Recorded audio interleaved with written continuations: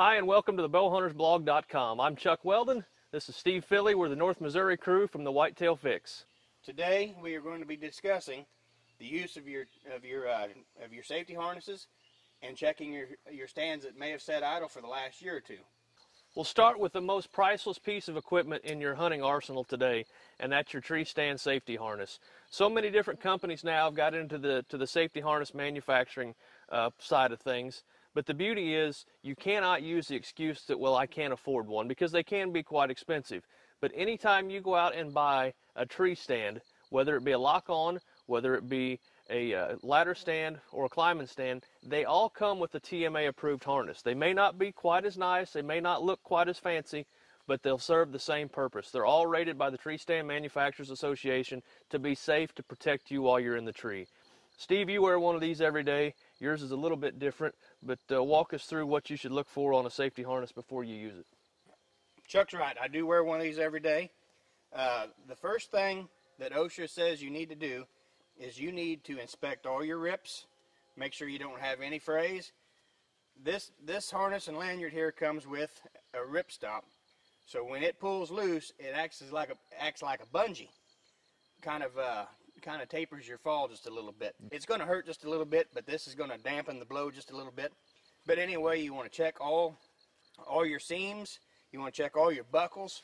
If you have any stitchings that are ripped, if you have any frays in your lanyard, you need to discard this, throw it away, and get another one. Now, by rights, every year you should probably go in and take your stands down, or at least go in and loosen the straps. Obviously, the trees are going to grow throughout the winter. That's going to put more tension on your strap, make your stand a lot less safe. Steve and I, honestly, we're guilty. We don't always get our straps loosened up, and we very seldom do we ever take a stand down.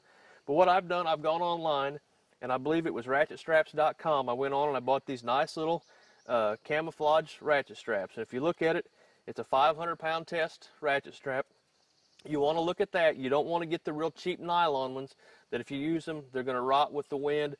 Obviously, we're in a fairly shaded area, but you can get that sun can dry them out, and as that tree grows, make them a lot more brittle.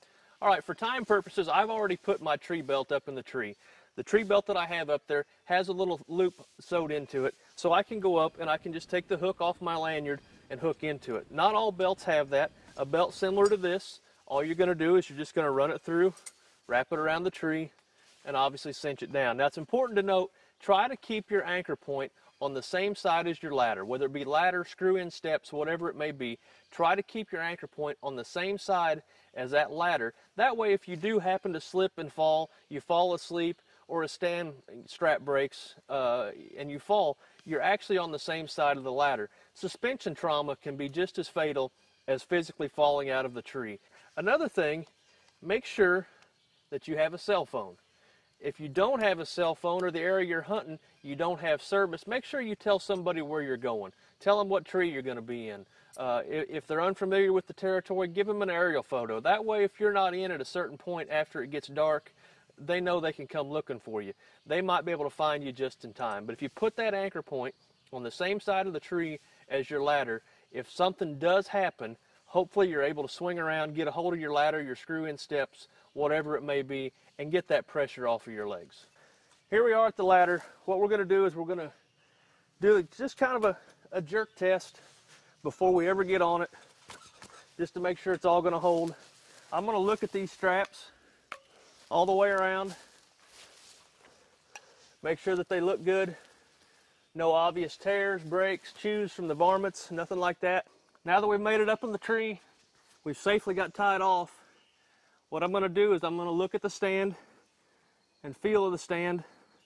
This one has obviously grown into the tree quite a bit. This oak tree has grown. But I'm looking at the straps. You know, squirrels can sit up here, chew on these straps. The strap is very tight. I would not climb in this stand right now for all the money in the world without putting another strap on it. We're safely tied off, still holding on with both hands. I'm going to look at the strap. I don't see any obvious tears or breaks anywhere. Like I said before, I've already got our ratchet strap up here. Okay, we've got the ratchet strap wrapped around here, just as simple as strapping it down now.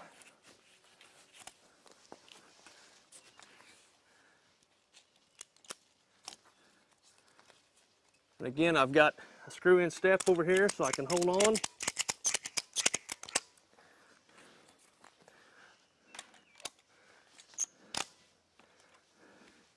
All right, now this tree stands ready to go. Come September 15th, Steve and I can crawl up in here and hopefully harvest a giant.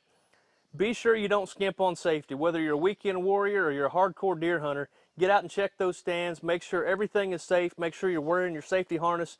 Your family wants you to come home safe of an evening, and we want to make sure that you're safe as well. Thanks for checking us out at thebowhuntersblog.com. Be sure to check out the Whitetail Fix on Facebook or find us on the web at www.whitetailfix.com. Thanks for watching.